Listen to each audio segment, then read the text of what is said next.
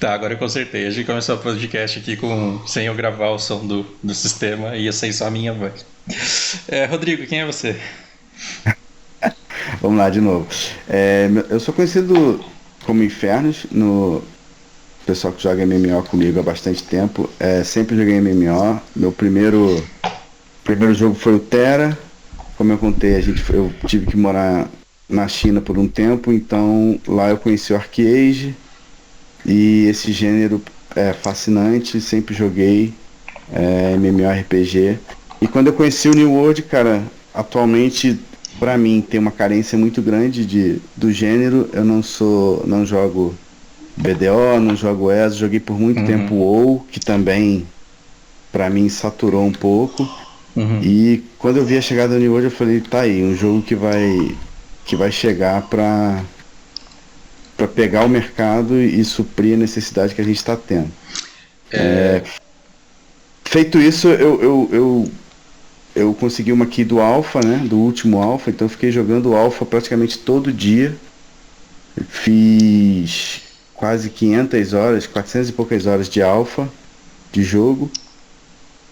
Então, foi o que você falou, né? Da minha empolgação e meio que frustração, vai, porque na no verdade preview. você estava olhando um jogo que você já ama, só que com menos desenvolvimento do que você esperava ver. Basicamente foi isso. Exatamente. Eu vi problemas que a gente já vinha acompanhando na época do Alpha, com a esperança de que no preview seriam solucionados e que continuaram a mesma coisa. Então, uma coisa que para mim não mudou.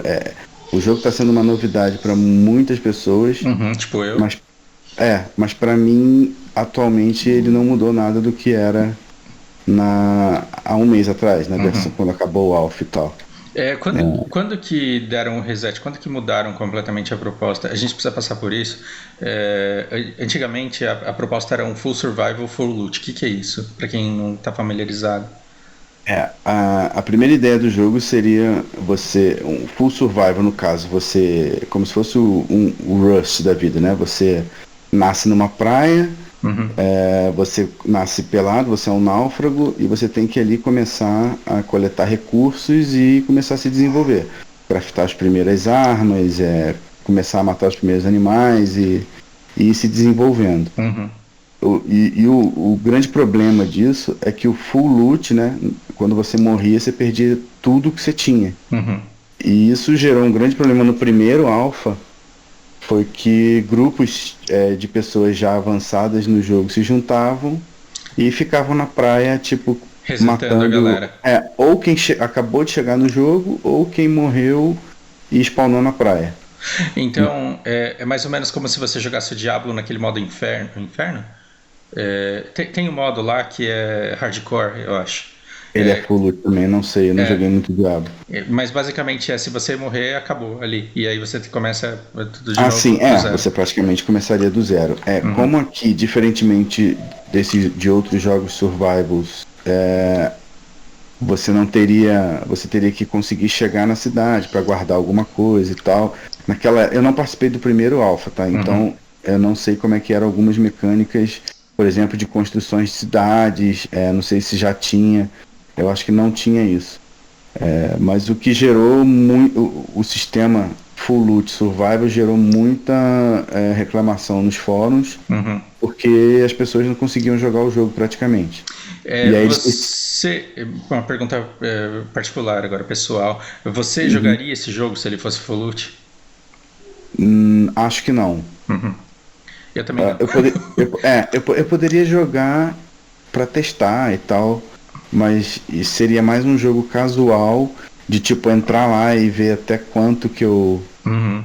que eu me desenvolveria, Uma como é vez um talvez, ou meia dúzia de é, vezes. Uhum. é, porque não faz o meu gênero você se empenhar em se desenvolver num determinado jogo e desenvolver life skill, craft e tal, e aí você morre e simplesmente perde tudo que você tem. Pra mim não faz muito sentido.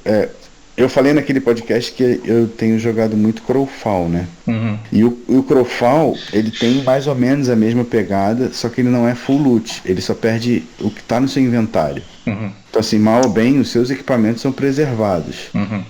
E você perde o que está no inventário. Aquilo que você Seria... dropou na sua corrida ali, da hora. Oi, oi? Aquilo que você dropou naquela última corrida que você fez. Seria mais ou menos isso. Você abrindo aqui, eu perderia, por exemplo, tudo isso aqui, Exato. no caso, né? Na verdade... Eita, vou morrer. Na verdade, inventário, sim. Se tiver arma no inventário que eu tiver, vai tudo. Eu acho que seria uma coisa interessante pro New World, talvez, porque você não é tão hardcore e você não perderia muito fruto do seu trabalho ali. Se você conseguiu craftar uma arma muito boa e você está com ela equipada, Uhum. Você só não pode ter apego ao que tá no inventário. Mas mesmo assim eu acho que dá uma frustraçãozinha, porque às vezes você sai da cidade e aí você quer fazer tudo que você tem que fazer, e aí no caminho de volta tem um cara te esperando na porta da cidade lá. Sim. Né? É meio broxante isso. E aí, por causa disso, eles criaram um novo sistema, né? É o PVP, que é ativado somente na cidade, e você só consegue atacar e ser atacado se ambos estiverem com o PVP ligado. Isso resolve um problema do BDO, que é assim, eu abro o PK em alguém, aí depois eu vou lá e fecho, aí dei uns tapas no cara. No BDO você abre e fecha em qualquer lugar? Em qualquer momento, sim. Não, dentro da cidade você não pode, mas fora da área safe você pode abrir o PK. E aí, se você desistir, você fecha. E se o cara quiser te matar, ele vai ter que abrir e ele vai perder karma. Entendi. Aqui não. Aqui pelo menos você não consegue ligar e desligar fora da cidade. Você só consegue ligar e desligar estando numa cidade. Então você tem que sair de casa sabendo o que você quer. Se você não quer fazer PVP e quer fazer a sua corrida, ou se você tá saindo com sangue nos olhos pra brigar mesmo. Exatamente. Eu acho que, eu acho que isso gerou um dos problemas atuais do preview. Esse sistema atual. Por quê? Porque as facções ficaram sem identidade, era aquilo que a gente estava conversando. As facções, elas meio que são... meio que a mesma coisa, você consegue jogar com pessoas de outras facções, e gerou o problema, por exemplo, do que foi descoberto, um sistema de upar, que juntaram 300 pessoas numa dungeon, que fica spawnando mob de forma muito rápida, e todo mundo fica parado lá só castando skill de dano e cura. E eu acho que isso se resolveria se tivesse algum sistema de PK, pelo menos entre as facções. Porque aí a facção, você perde um pouco da imersão e perde um pouco do sentido, da natureza da facção, se você está de repente fazendo um evento PV com todo mundo junto e você levanta o cara da aliança levanta o cara da horda que caiu ali do lado dele, porque eles estão fazendo a mesma raid. Isso acontece, exatamente, é o que está acontecendo hoje. E você não tem uma disputa você não tem disputa por recurso, você não tem disputa por spots de farm, você não tem disputa por mobs, você não tem disputa. Porque quem tá ali tá com o PK desligado. Se você vai com o PK ligado para lá, você não é beneficiado porque você não recebe cura do resto do povo que tá lá. Então dificilmente tem alguém com o PK ligado lá.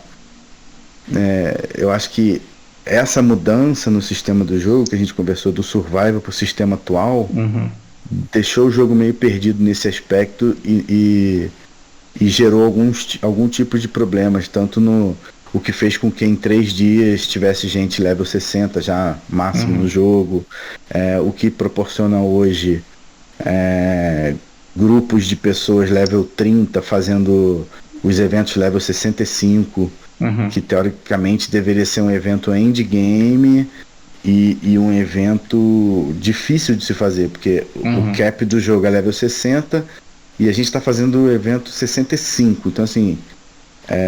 Estando no nível 30. Estando no nível 30, porque estão as 3 facções juntas lá. E fazendo um trabalho colaborativo. Muita gente, exatamente. Muita gente dando dano, então acaba rápido, muita cura, então o preview ficou meio que perdido.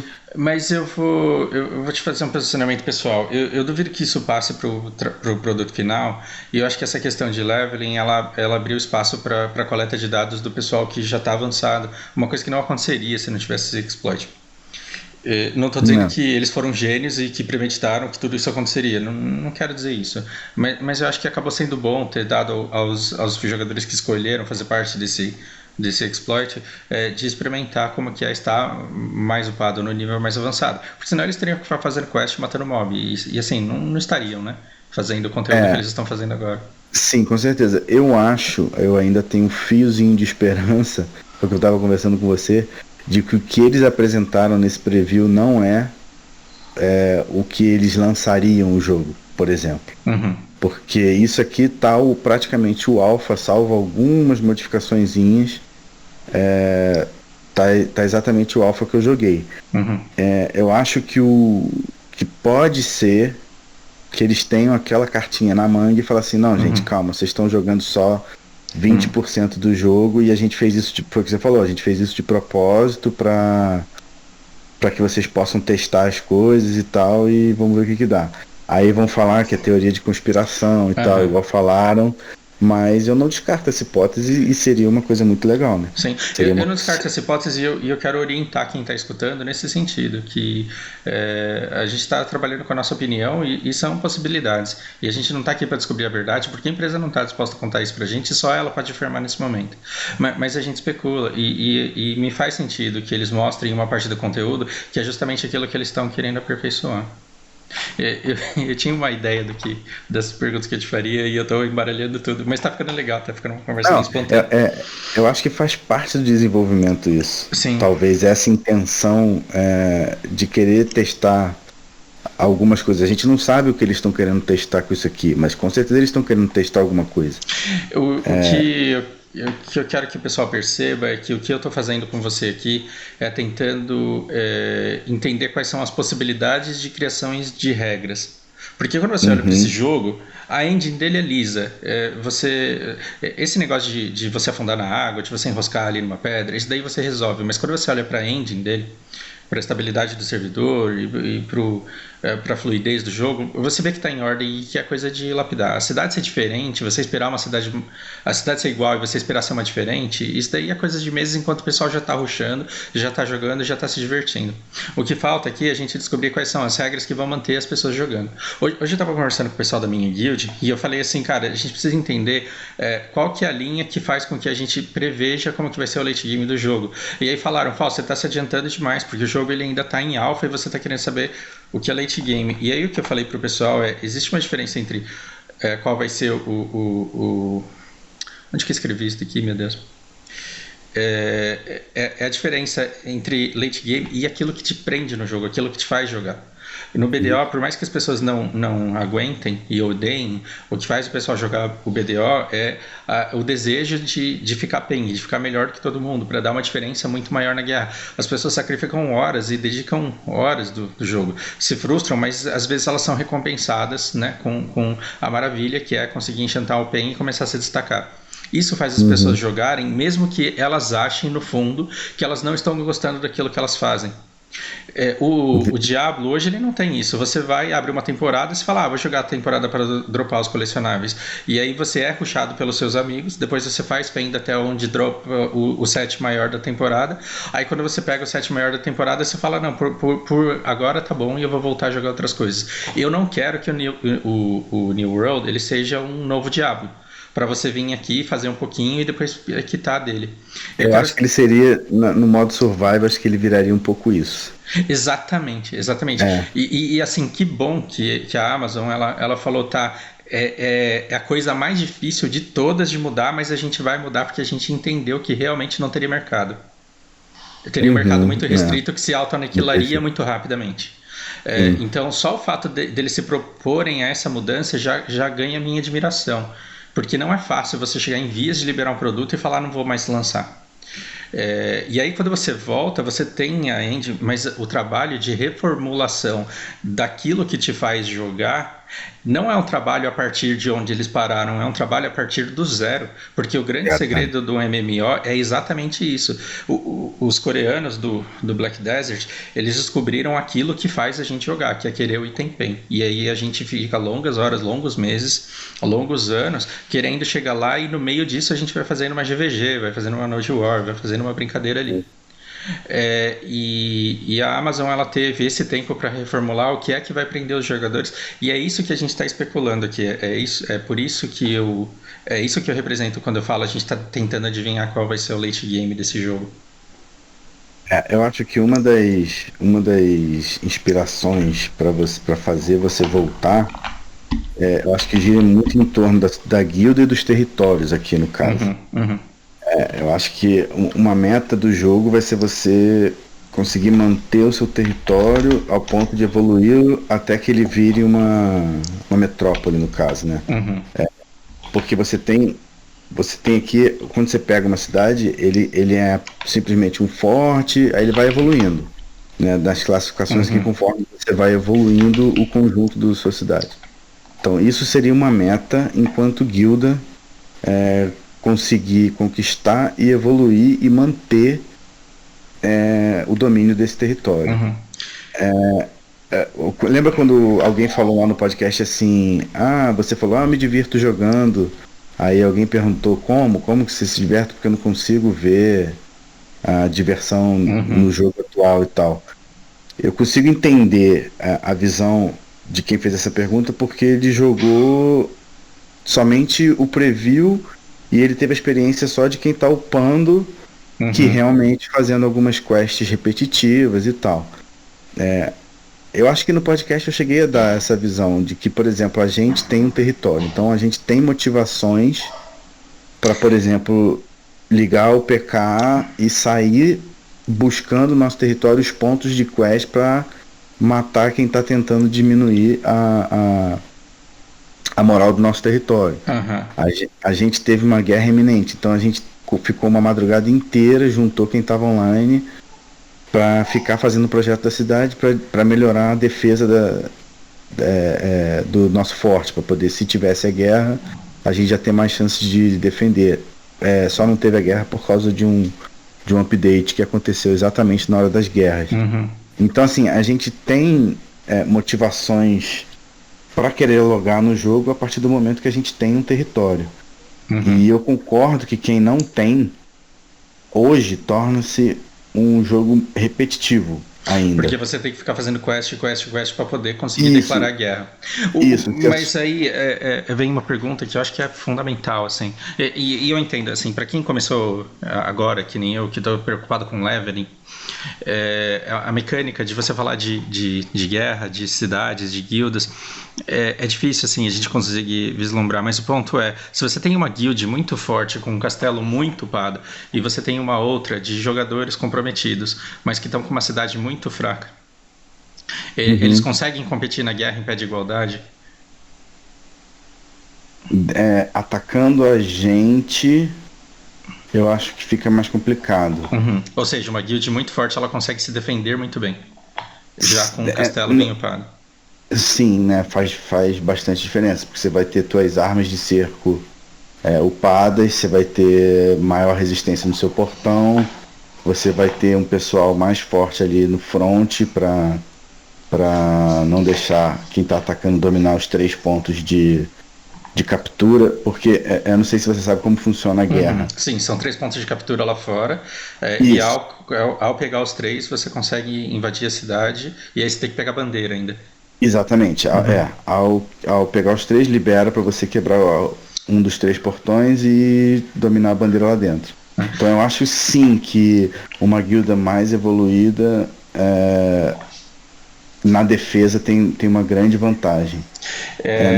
Essa guild que está com esse castelo forte, ela pode ser zergada por outra guild? Ou essa batalha ela vai ser restrita aos jogadores que foram, entre aspas, sorteados? Entre aspas não, literalmente sorteados. Não, zergada não, porque é um evento instanciado, né? E na guerra, PVP, quem define os 50 é o governador da cidade. Por exemplo, se a gente for atacado hoje, eu vou definir os 50 que vão participar da guerra. Entre os alistados, né? As pessoas vão se alistando lá e eu defino. Eu vejo lá quem está na lista e eu vou montando os grupos, né? As pares. Agora, na invasão PVE, não. Na invasão PVE, que é o evento de invasão dos corruptos na minha cidade, por exemplo, eu só consigo escolher 10 pessoas. E as outras 40, elas são sorteadas de acordo com quem se inscreveu lá. A única diferença é que pro evento PvE você tem levels, requerimento de level 50. Você tem que ser no mínimo level 50 para participar. Para poder participar. E no PVP você não precisa. Por exemplo, aquilo que eu estava te falando. Um level 20 pode participar da minha guerra com uma função, por exemplo, de ficar reabastecendo as repetidoras. Ele vai ficar lá dentro do forte e ele vai ter uma função de ficar reparando o portão. Eu posso ter um grupo, uma party só para isso. O que acontece se você não segurar a invasão PvE? Quando você não segura a invasão PvE, as suas mesas, elas dão downgrade. Um nível. Então, você tem, um nível. Um nível. Então se você tiver nível 5, você volta para nível 4 e aí vai fazer quest. Engraçado que a gente teve uma guerra, não teve gente e não deu downgrade nada. Não sei se é uma mecânica atual do preview, mas a gente perdeu uma invasão e não mudou nada, exatamente nada. Então, o que faria sentido caso a guild ela simplesmente não quisesse fazer essa guerra, não quiser fazer o evento e não ser punida por isso, porque todo mundo resolveu tirar férias, por exemplo. Eu acho legal isso, mas ser punida caso você se predisponha a tancar e não consiga. Qual que é a recompensa por você segurar uma invasão PvE? Você ganha uma caixa de loot, ganha gold e... eu não lembro se ganha token da facção também, mas você ganha uma caixinha lá. A gente chegou até a ganhar a caixinha 1 estrela, não veio nada demais.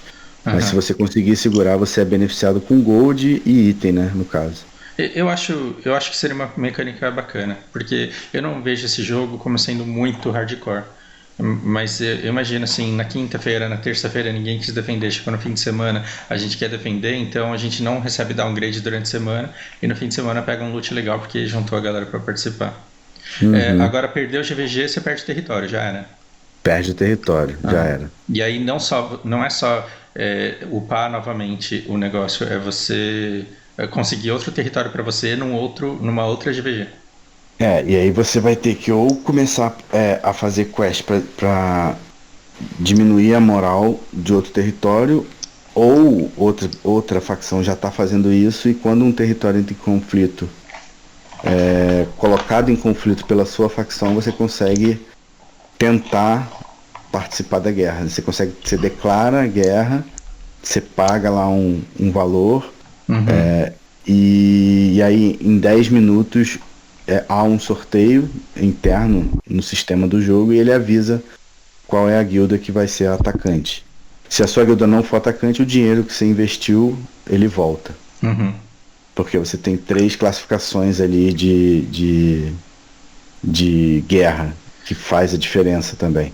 A guild que vai atacar, que consegue a oportunidade de atacar, ela pode recrutar heróis ou mercenários de outras guilds? Então, a guilda que declara guerra, ela pode contratar, inclusive, de outra facção. Inclusive de outra facção. Sim, por exemplo, a aliança está sendo atacada pelos saqueadores. A guilda dos saqueadores que está atacando a aliança, ela pode pegar da terceira facção.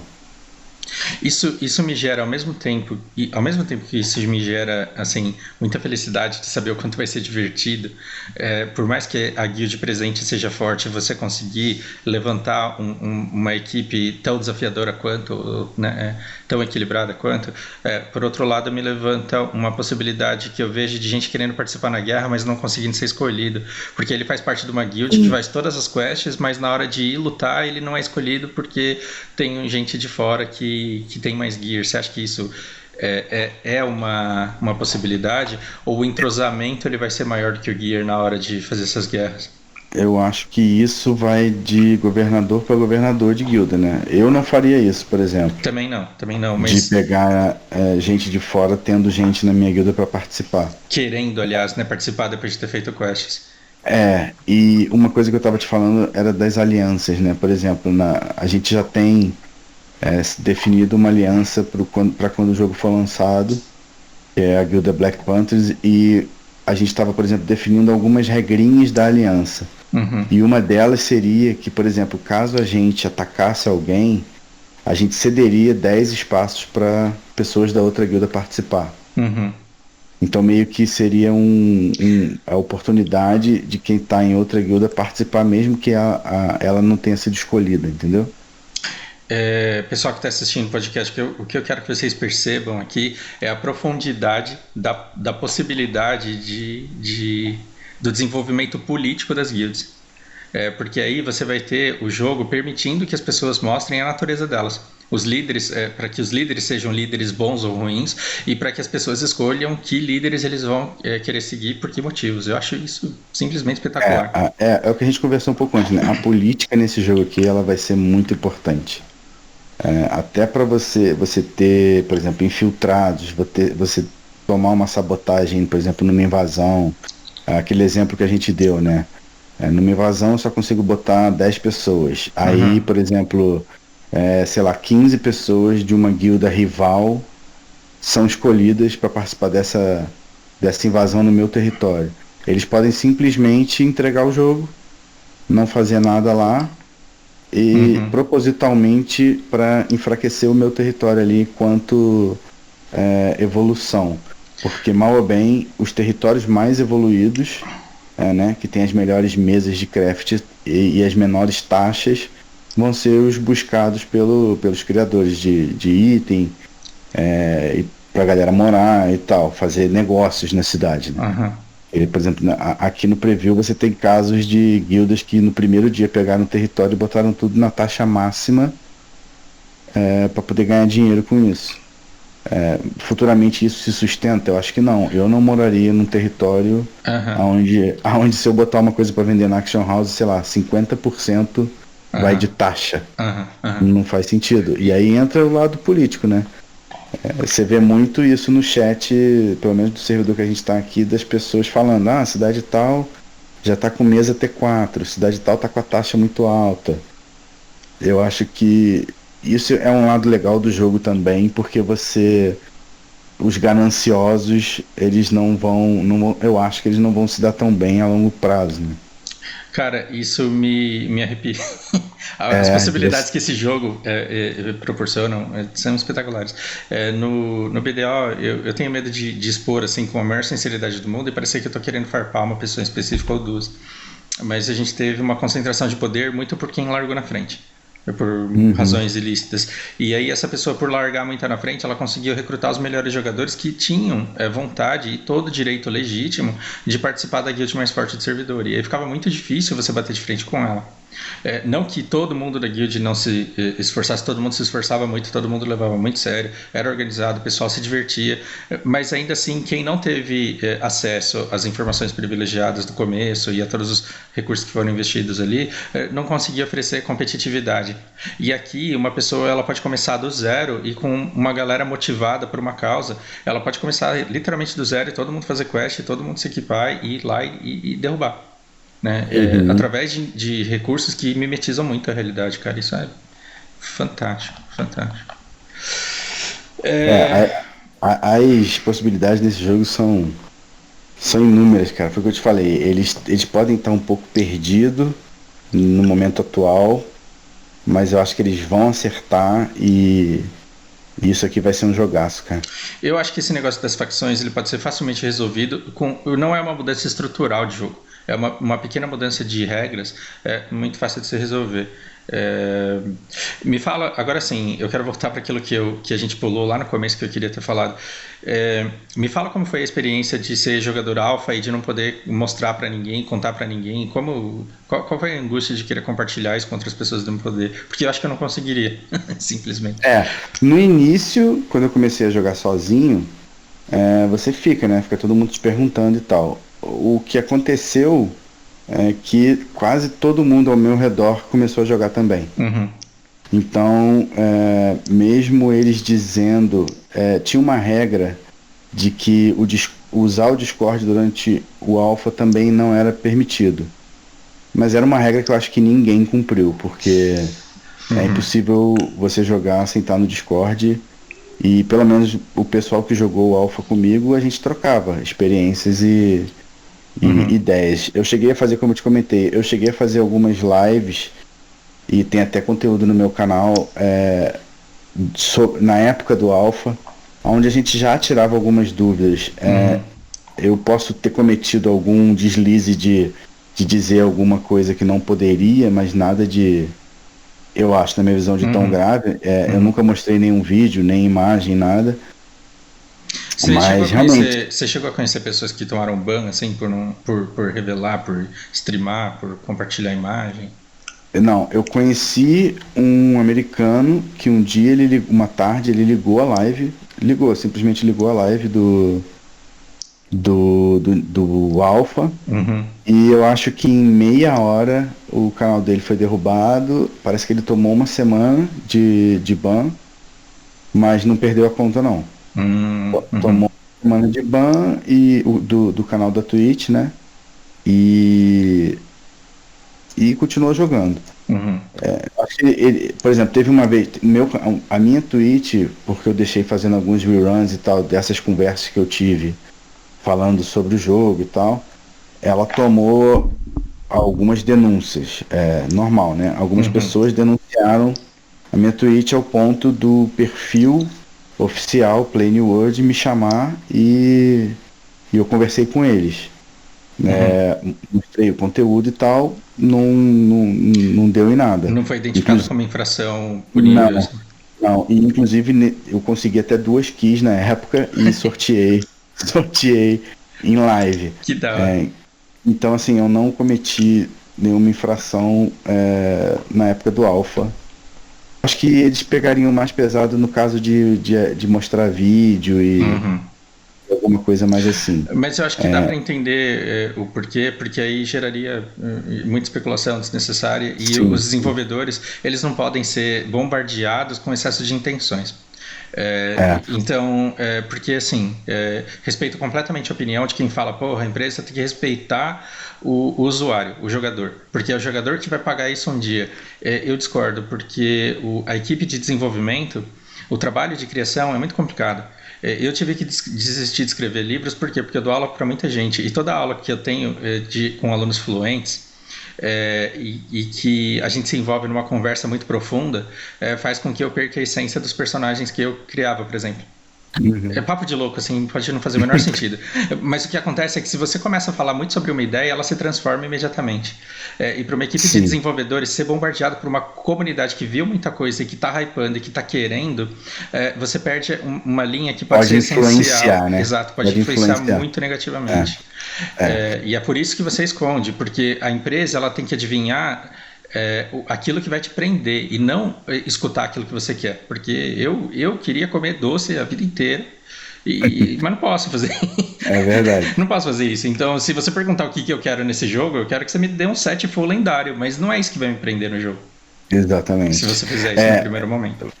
Só voltando uma questão de ban, se você perguntou se eu conheci alguém que tinha tomado ban no Alpha, teve um jogador que tomou um ban de 3 dias por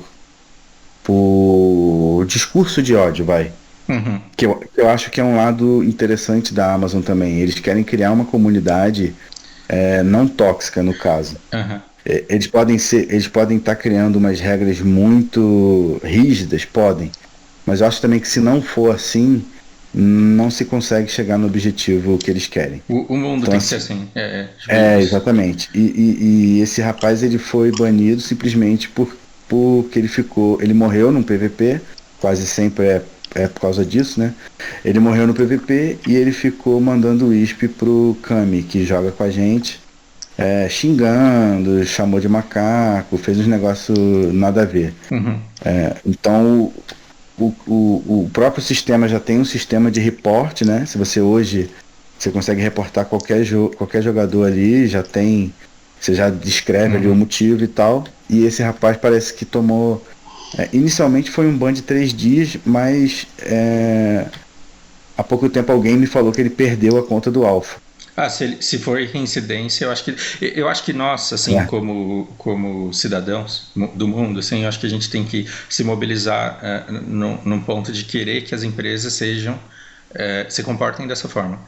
que elas punam e pessoas que cometem esse erro, e que os reincidentes eles tenham a conta banida, resetada. Mas isso tem que ter. Eu acho que você não pode permitir que isso exista, porque senão essas pessoas elas se tornam reincidentes e elas começam a compelir esse tipo de comportamento, e ainda jogam na sua cara que eles fazem isso há muito tempo e que nada acontece. Eu acho que o jogo não sendo free to play já dá uma filtradinha um pouco nisso. Que aí a gente entra na parte do mercado, né? Do sistema de monetização do jogo. De monetização do jogo, que foi uma coisa abordada também naquele dia. Isso é uma coisa que precisa de mais um podcast de umas 2 horas só para falar sobre isso, de tanta coisa que a gente tem para se educar nesse sentido. Possibilidades, né? Sim. Falamos sobre... vamos lá. Eu quero que você me fale um pouco da IA, da inteligência artificial, o que você viu a respeito de agro e sobre o comportamento de MOBA. A inteligência... De MOBA não, é de mob. De mob, Eu escrevi errado na hora que editei. Muita gente critica, né? Tá criticando um pouco a inteligência artificial do jogo como se ela fosse uma coisa aleatória. Do tipo, eu agro um lobo, passo do lado de um cara e ele vira pro cara. Isso aconteceu, por exemplo, quando um cara tá com muito peso e ele tá pesadão andando devagarinho e eu venho correndo com 3 lobos atrás de mim, quando chega do lado dele os lobos vão para ele. E aí entra aquela pergunta que você faz, será que isso não é uma inteligência, o lobo pensar, é muito mais fácil eu matar esse cara aqui que tá devagarinho do que o cara que tá correndo de mim. E fora isso, assim, você não tem uma tabela de agro. É uma tabela de agro tradicional, como nos jogos, né? No WoW e tal, que você, deixa o tanque bater ali 2 minutos. Eu quero falar com vocês sobre coisas que matam a diversão. No WoW você vai raidar um boss, vai aquele monte de player lá. Aí os tanques, eles sabem qual tem que ser o comportamento deles, que eles têm que revezar a agro, eles têm que tancar, e os healers, eles sabem que eles têm que tancar aquele cara naquele momento. E se alguém erra, se um healer erra, se um tanque erra, eles erram a mecânica, e aí o boss ele começa a matar todo mundo até que mata a par inteira. E aí, às vezes você tira o fim de semana e você fala, vou fazer umas 2 horas de raid. Aí um cara dormiu lá no 80º minuto, quando você já tá 1h20 lá fazendo, um cara vacilou. Aí ele foi lá e morreu. Aí o outro vacilou também, porque ele não percebeu que o amigo dele deitou, então ele não deu o resto. Aí quando você vai ver, morreu todo mundo, e todo mundo perdeu tipo 80 minutos da vida, porque um cara não fez uma coisa que supostamente ele já deveria estar cansado de saber. Isso é uma coisa que me afastou um pouco do WoW, da parte PvE do WoW, que é o forte do WoW, eu acho. É exatamente isso, você tá lá, 25 pessoas... De repente o cara que deveria dar um passinho pro lado, quando acendeu uma luz vermelha embaixo dele, ele não deu, e aí morre todo mundo. E eu acho que esse tipo de coisa, ele é fruto de uma falha que existe para que ela seja explorada. E se você tem uma inteligência artificial imune a isso, eu acho que torna toda a atividade muito, mas muito mais divertida nesse sentido. Então aquilo que a gente está vendo, uma falta de regra, na verdade deveria ser uma coisa que deveria estar sendo elogiada. E se a gente tiver dificuldade de descobrir exatamente o que dá gatilho ali, o que ativa o agro, se a gente está tendo dificuldade de descobrir as regras para isso, significa que essas regras foram bem feitas. E a gente jogando, a gente não conseguiu muito identificar isso, porque pode parecer pra gente ainda uma coisa muito aleatória, mas eu acho que não, acho que tem lá o sistema. Por exemplo, o mob tá batendo aqui, de repente ele vira ou porque tá com menos vida, ou pro cara mais fraco, que tem menos level. Então a gente fica ainda meio que nesse... a gente não sabe direito, mas ao mesmo tempo eu acho muito, muito bem feito, mobs endgame. Eu agora mesmo estava jogando 3 vezes, eu fui tentar castar uma skill no arqueiro do cara, ele, na hora que eu faço a animação para dar a flechada, o spread shot, ele esquiva pro lado. Cara, isso é genial. Será que isso é intencional ou é aleatório? Porra, não, eu acho que não, acho que é intencional. O mob desvia, o mob toma poção na hora a vida dele caiu, ele vai lá, toma uma poçãozinha. Sim. Tem bastante coisa ainda Eu fazer uma movimentação com o arco para um lado e ele se inclinar para o outro já dá uma sensação de imersão que jogo de FPS não me dá hoje, por exemplo. Aqueles jogos de storyline, assim, né? E isso é muito legal, cara.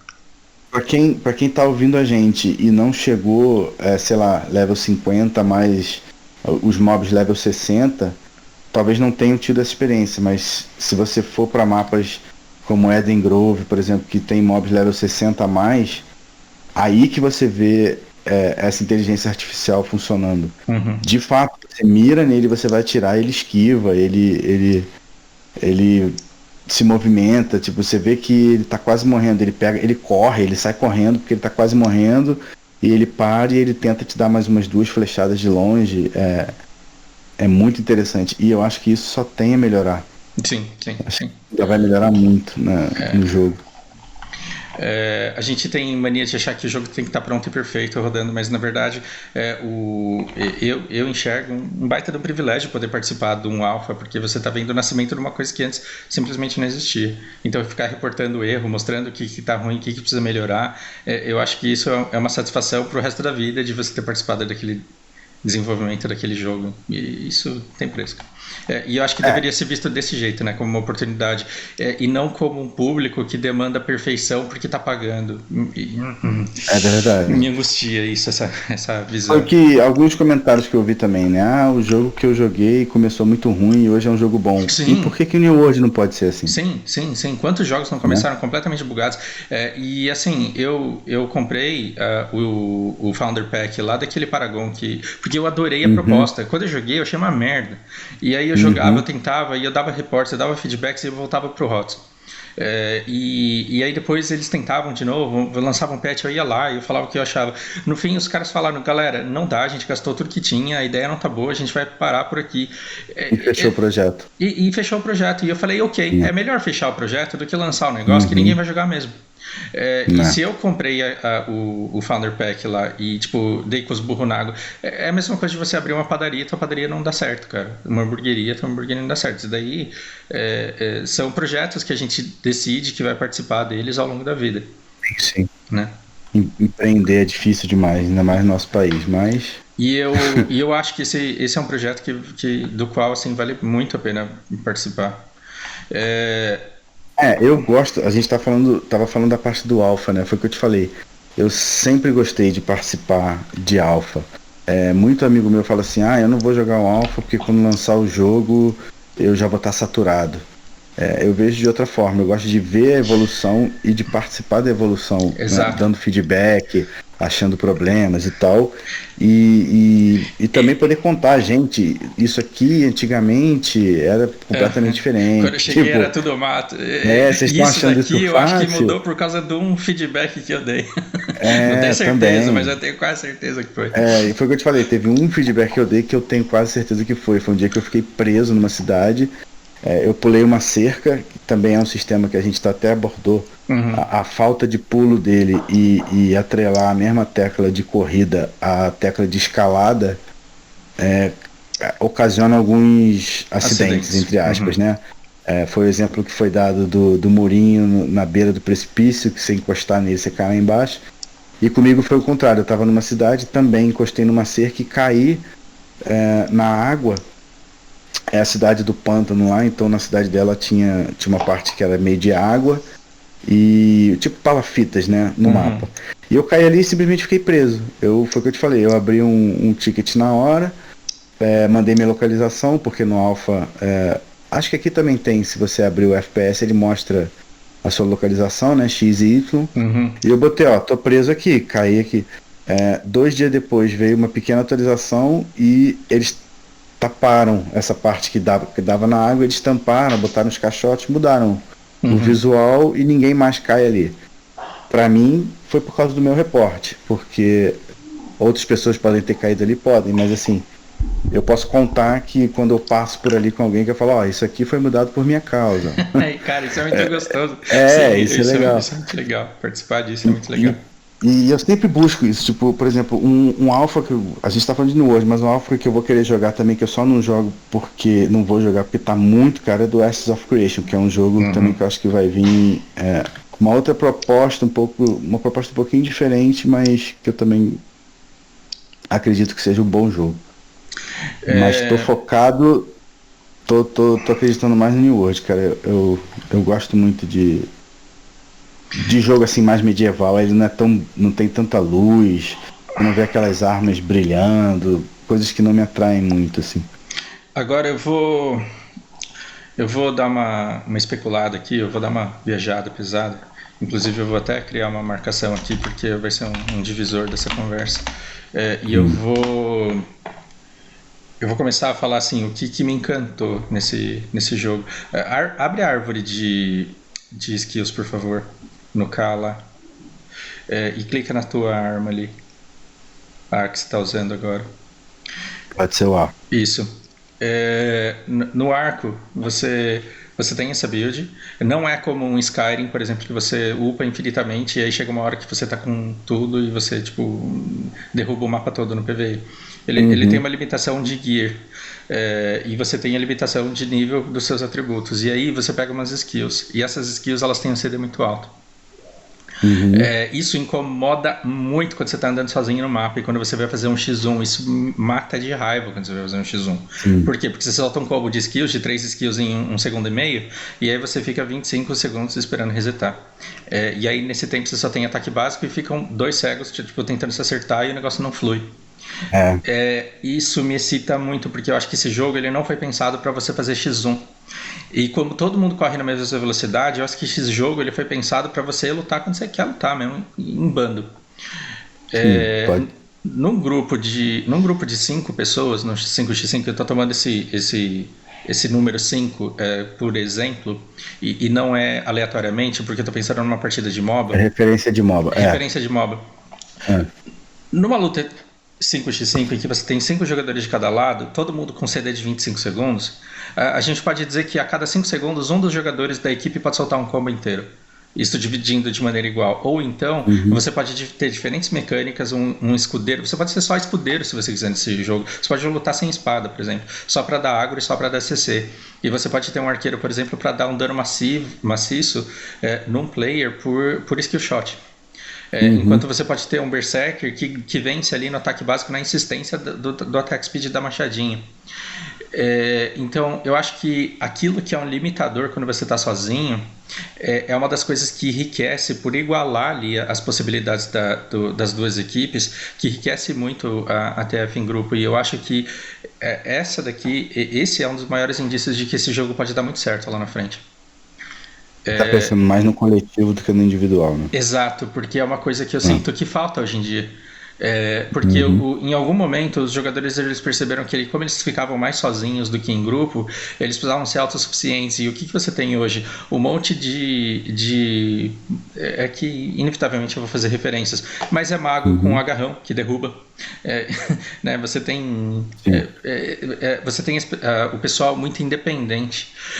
E como você não pode ficar trocando essas skills o tempo inteiro, e se você trocar de arma ele mantém o CD das skills. Isso pode até vir a mudar, não acho que seria que arruinaria o jogo mudar isso, mas eu acho que esse CD compartilhado e a limitação da interação dos jogadores faz com que eles se vejam parte de um grupo que pode fazer diferença no grupo, e não como alguém autossuficiente que tem que ficar forte para andar sozinho.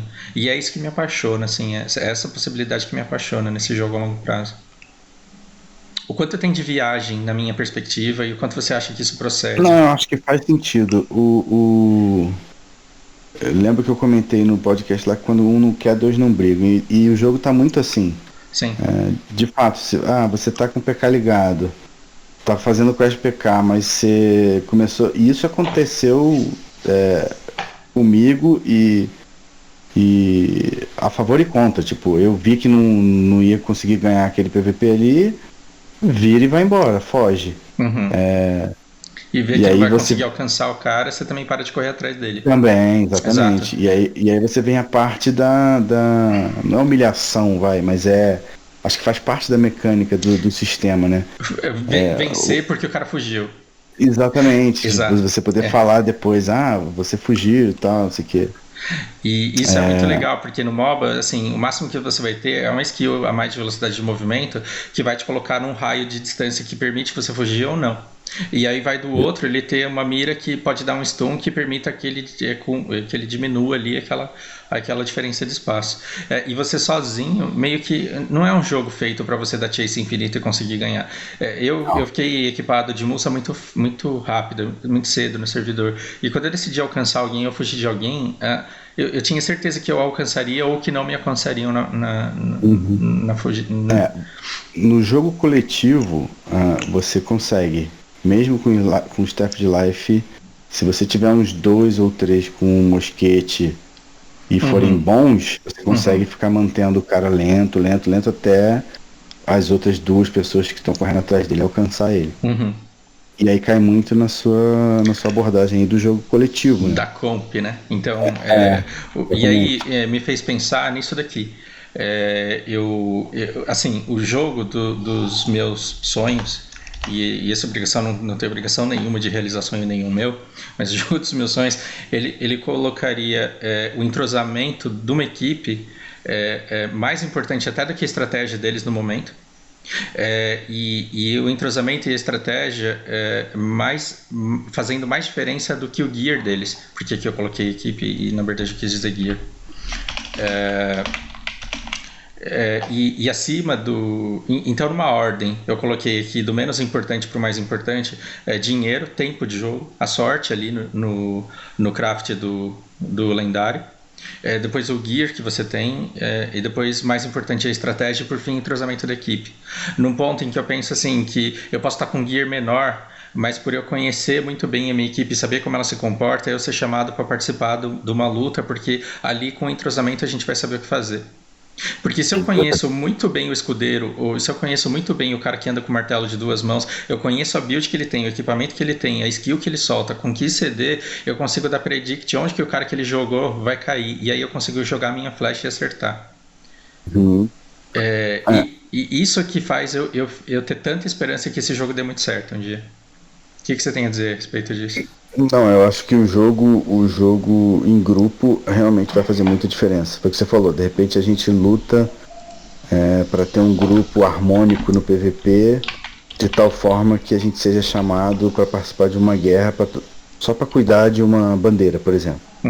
Pô, aquele grupo ali é muito bom, aquele grupo ali tanca, sei lá, 10 pessoas. Então vamos chamar aquele grupo ali porque eles são fortes a ponto de fazer isso.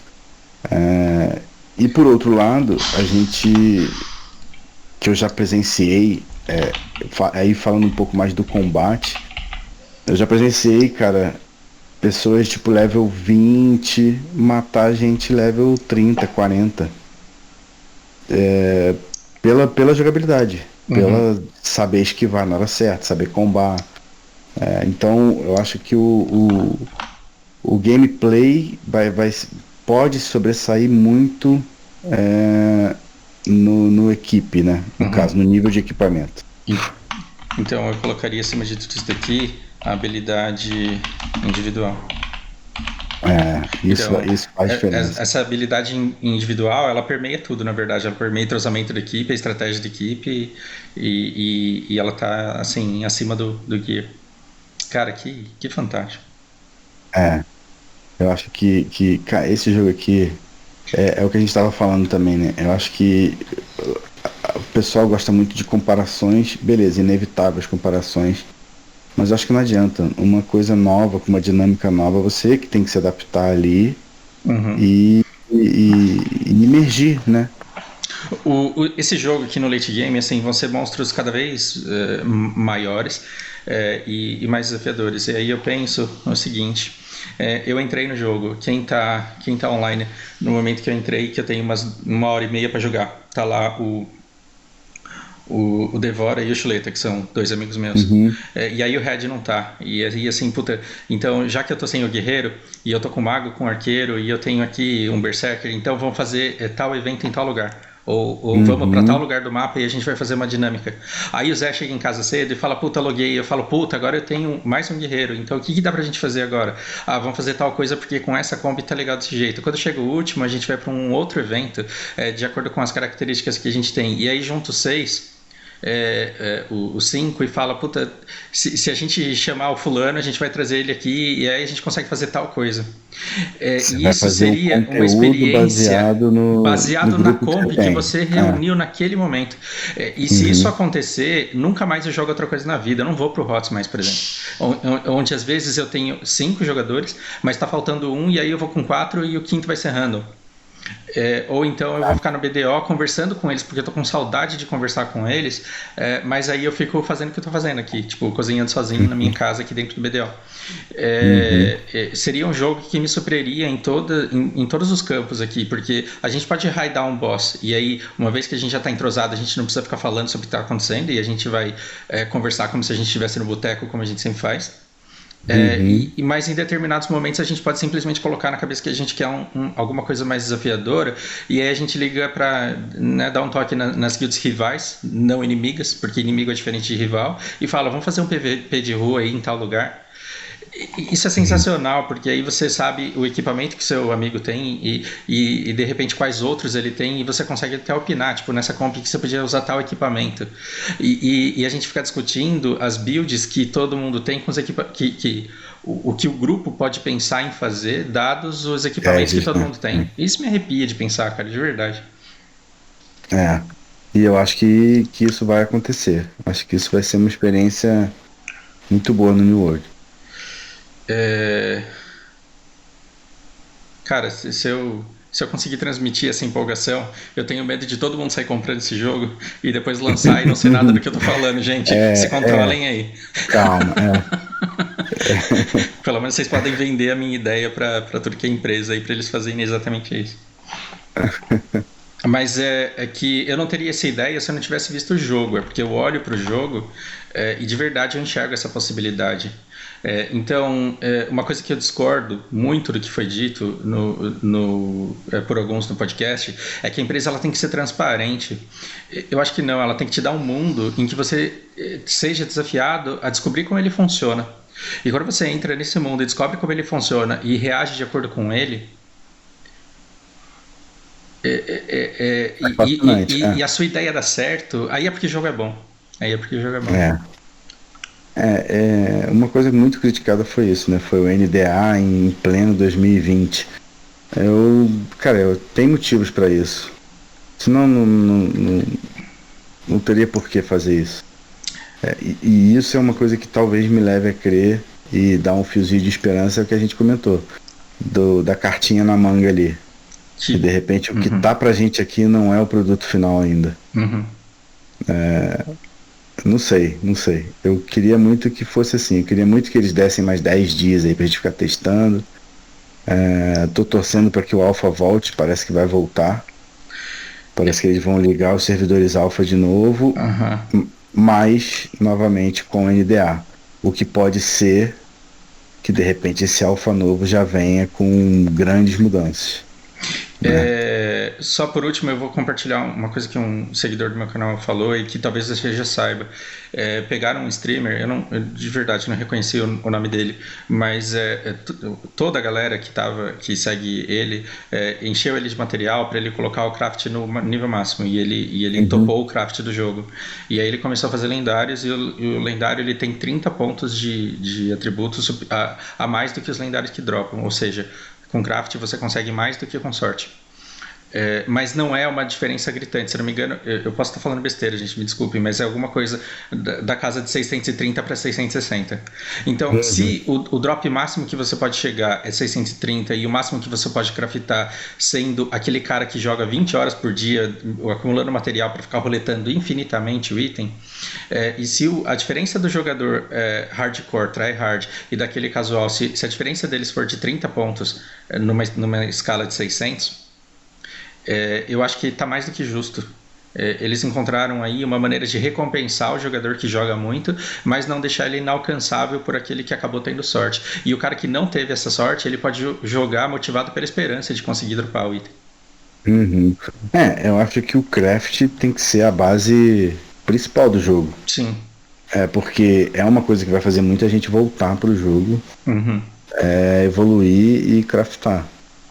Uma coisa que eu acho que não deveria ter, que é uma coisa que acontece no Crowfall aqui, é o repair de item. Eu acho Hum. que poderia ter, mas deveria custar muito, assim, ao ponto do cara só reparar E caso ele ele. tenha um item muito bom, assim. E aí eu coloquei aqui no ponto, só para citar o funcionamento do Path of Exile. É um jogo que eu decidi não jogar o Path of Exile, porque se fosse para entender aquela árvore, eu ia querer entendê-la bem. E eu não quis me despender do tempo necessário para entendê-la bem e poder montar qualquer build de acordo com o que eu quisesse. Se fosse para jogar Path of Exile, eu não ia querer copiar a build que está pronta. Eu ia querer pensar na minha, só que aí eu teria que estudar muito e eu não quis me dispor a isso.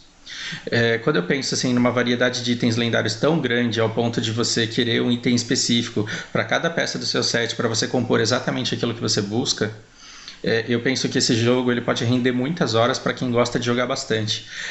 E se a diferença entre ele e o jogador casual que joga umas 2 ou 3 horas por dia não for tão grande, e esse cara que dropou um set por sorte conseguir masterizar exatamente naquilo que aquele set oferece para ele, se esse cara que tiver dedo, ele vai conseguir ganhar no PVP do cara que joga o tempo todo.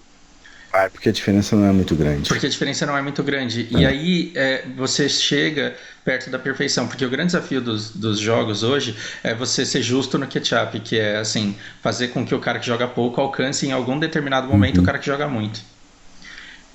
E isso você equipara também com a oportunidade, foi o que você falou, de você dormir e no dia seguinte um cara te dá um item. Que é exatamente aquilo que você peguei, quer. peguei o melhor aqui, toma o que eu tinha, porque já é melhor que o teu. Então você acaba evoluindo. Então, imagina que eu sou membro de uma guild e eu conheço tão bem o pessoal que joga comigo, que eu sei que fulano está dependendo de um item para fechar a build dele, e aí eu tenho amigos em outras guilds e eu digo lá que a gente está querendo um item específico. Imagina a interação que os players eles podem ter nesse sentido. Isso, cara, isso é muito legal. Isso é muito legal.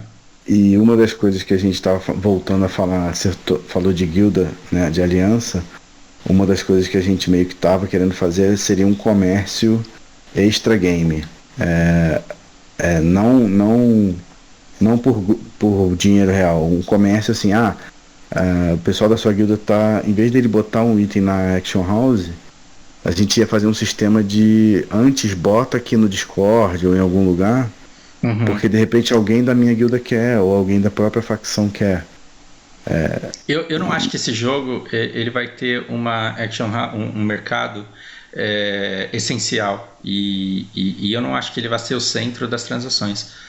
Também não acho. Porque já que você não pode colocar lendário lá e já que você pode dar gold pro seu coleguinha, não sei se vai poder continuar fazendo isso, mas eu não vejo o Lex Killer colocando material para vender e fazendo só isso porque vale a pena. Eu não acho que assim as pessoas elas vão viver em função do mercado nesse jogo e eu acho legal que não seja assim. Eu acho que a AH ela vai ser meio que uma terceira divisão, vai. O item top eu uso, o item que é um pouquinho pior que o meu eu passo ou eu vendo diretamente para algum player da guilda ou aliança e tal, e o que ninguém quer eu jogo na AH, porque alguém vai comprar, mas eu também tenho essa visão. Eu acho que a AH ela não vai ser até por causa das taxas e tal, eu acho que ela não vai ser o lugar de item classe A, ou B. Acho que vai ser classe C ali. E como ela é exclusivamente por jogadores, eu acho que vai ser mais ou menos isso. A gente vai encerrar sem você falar do Shield Wall. Não vamos encerrar sem falar do Shield Wall. E quando a gente estava falando do entrosamento, do quanto ele é necessário, a gente começou a falar também do conhecimento de território, quanto o solo de determinado lugar é importante, as escolhas estratégicas de cidades que têm específicos recursos. Eu queria que você falasse só um pouco da tua experiência em relação a isso. Na guerra específica, eu não sei se a parte externa do forte ela retrata de verdade o mapa ali. Eu não notei isso. Mas como eu te falei, uma guilda aliada, ela prefere pegar um território pela topografia, eu acho que sim. Por exemplo, no território que eu peguei, logo à frente do meu forte tem um morro, o que proporcionava os inimigos ficarem, né, na negativa ali, Uhum. dando flechada e tal. Eu acho que no mapa que eles escolheram é diferente. Quando você está na guerra, a parte de fora do forte ela é toda plana, então você tem a visão total ali. Você falou do Shield Wall, né, que seria Uhum. uma estratégia, como a gente estava conversando sobre a colisão no jogo, Uhum. que eu acho um negócio necessário. E eu achei demais você ter colisão de flecha, colisão de projétil e tal.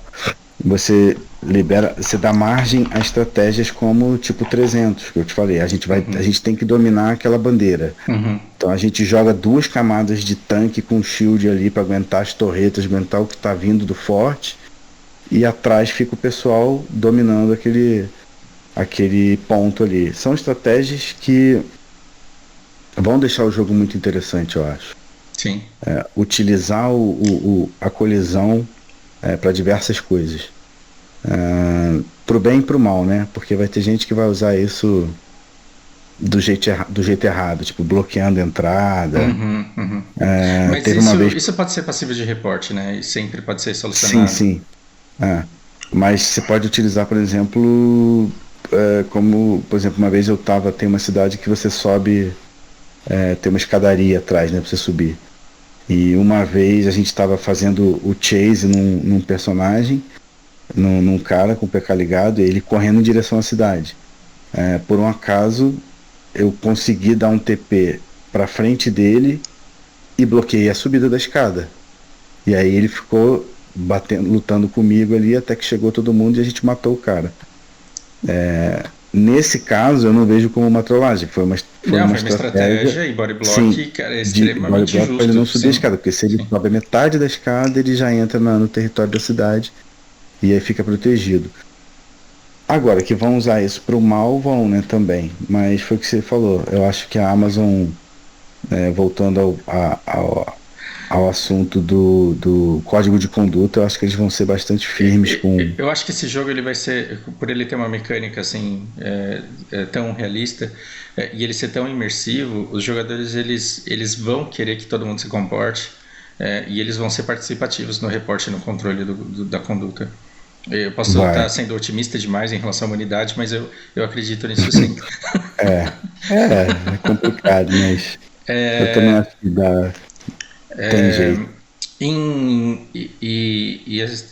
Tá chegando num tempo bom pra gente encerrar, embora eu tenha combustível aqui de assunto para falar o resto da noite. Por último, teve um comentário que eu vi. Em 2020, o jogo não ter pulo. É, Minha opinião é pessoal a respeito disso. Tem jogo que você pula pra dar oi, pula pra dar tchau, pula pra falar valeu, pula pra falar puta, você se lascou, pula pra falar que legal você dropou um item bom. É, Numa proposta de movimentação real, as pessoas não ficam pulando o tempo inteiro mesmo. Então eu não acho sim. que para um guerreiro que tem. A gente está falando, gente, de combos, de skills com CD alto. Numa mecânica de guerreiro em que um cara tem o salto para bater e que ele tem o salto para soltar uma skill, você não precisa ficar dando um pulo sem sentido no meio do TF. E nem ficar pulando em mapas. Então, quando você faz. Eu só acho que podia separar a mecânica de correr, o botão de correr do botão de pular. Isso daí.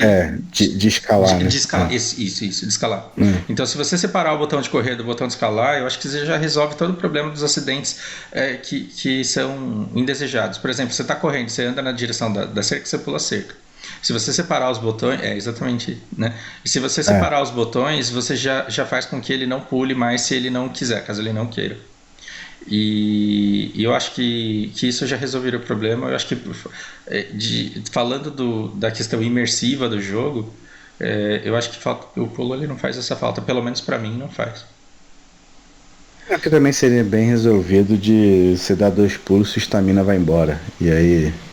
Igual a rolada do arqueiro. Então, assim, É, sensacional. Você tem um equipamento leve, aí você pode rolar. Se você tiver com heavy armor, aí não dá. Mas aí com Exatamente. equipamento leve você rola, mas você não pode fazer aqueles rolo infinito desses jogos, né?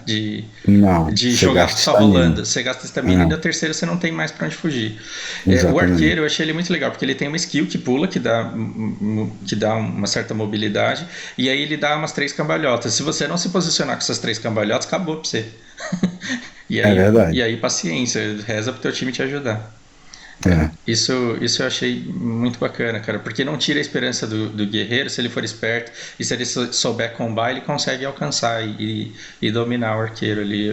Muito, muito justo. Rodrigo, só tenho assim a dizer que foi um grande prazer ter te conhecido e esse papo que a gente teve aqui pra mim foi uma das Tá coisas mais falhando. gostosas que eu descobri nesse jogo, depois do jogo em si. Falhou, não vi que você falou direito. Falei que eu fiz uma declaração de amor que você perdeu e não vai escutar de novo. Mas foi isso. Não, que isso, a honra foi minha, cara, te conhecer. Eu também, não te conhecia antes, mas pelo que eu vi, você é bem conhecido e conceituado, e só me deixa honrado você me procurar para bater esse papo. E espero que a gente faça mais coisas juntos aí. Foi o que eu te Não, falei, tava. tomara. Eu tenho pelo menos 7 amigos que eu quero muito que joguem comigo. Se eu tiver Uhum, espaço, e se não tiver espaço, a gente vai fazer nossa guild e a gente vai trocar muita figurinha ainda no jogo quando ele sim, vier. sim. Vamos torcer para É, que realmente acertem e que venha parecido com o que a gente vislumbra aí, né? né? Tomara. E a gente vai se falando. Vamos. Eu tô querendo. Eu não sei se você já parou de gravar, não. Não, não, ainda tô gravando. Quer Ah, dar um tá, mas tchau pro depois você vai pessoal? editar também, né? Depois você vai dar uma editada. Sim, queria agradecer a todo mundo que nos ouve. E tenho esperança que eu acho que o New World vai ser um jogaço, como eu terminei minha fala no outro podcast. Eu tenho a esperança que vai ser um jogaço e algumas mudanças e adaptações são necessárias, mas temos fé que será um jogaço pra gente. Para o pessoal que está escutando, eu quero terminar com. Tá sendo tão legal ver um jogo que pelo menos nos dá uma plataforma para a gente imaginar o que a gente quer. E se esse jogo não for o que a gente quer, azar o dele, porque aí a gente está descobrindo o que a gente quer e outras empresas, ou até a própria empresa pode escutar e pode fazer um jogo exatamente com a nossa cara. Conseguiremos um jogo que agrade todo mundo? Não. Mas pelo menos a gente pode criar um grupo legal de pessoas que sabe exatamente o que quer jogar. Quem sabe, né? É, vamos torcendo. Isso aí, pessoal. Grande abraço para vocês. Abraço.